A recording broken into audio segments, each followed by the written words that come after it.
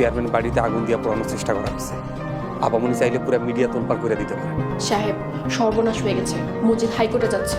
এবার কি তাহলে মুজিদ চেয়ারম্যান হাইকোর্টে চলে যাবে আর হাইকোর্টে গিয়ে মামলা করবে? তারপর সাদিয়া চেয়ারম্যানই কি চলে যাবে? সুপ্রিয় ভিউয়ার্স, কি হতে চলেছে সাহেব নামে গোলাম নাটকটির 12 নম্বর পর্বটিতে? কি করলে সাহেব নামে গোলাম নাটকটির 12 নম্বর পর্বটি সবার আগে দেখতে পারবেন, সবকিছু বিস্তারিত জানতে পারবেন আজকের এই ভিডিওতে। তাই আমি আপনাদেরকে অনুরোধ করবো যে আজকের এই ভিডিওটি না টেনে শেষ পর্যন্ত দেখতে থাকুন। হ্যালো ভিউয়ার্স, আসসালামু আলাইকুম। কেমন আছেন আপনারা? আশা করছি আপনারা প্রত্যেকেই অনেক অনেক বেশি ভালো রয়েছেন এবং আপনাদের দোয়া আর আল্লাহর রহমতে আমিও অনেক অনেক বেশি ভালো রয়েছি। সুপ্রিয় ভিউয়ার, চলে আসলাম ঈগল ইসলামিক নাটক ইউটিউব চ্যানেল নিবেদিত সাহেব নামে গোলাম নাটকটির 12 নম্বর পর্বটির নতুন একটি আপডেট নিয়ে। আপনারা হয়তো ইতিমধ্যেই সাহেব নামে গোলাম নাটকটির 11 নম্বর পর্বটি দেখে শেষ করে ফেলেছেন, আর আপনারা এখনো যারা সাহেব নামে গোলাম নাটকটির 11 নম্বর পর্বটি দেখেননি, তারা চাইলে আমার ডিসক্রিপশনে থাকা লিঙ্কে ক্লিক করে সাহেব নামে গোলাম নাটকটির 11 নম্বর পর্বটি দেখে আসতে পারেন। সুপ্রিয় ভিউয়ার, সাহেব নামে গোলাম নাটকটির 11 নম্বর পর্বটি কিন্তু খুবই ইমোশনাল আর খুবই শিক্ষামূলক হয়েছে, যা ইসলামিক নাটকগুলোর মধ্যে কখনোই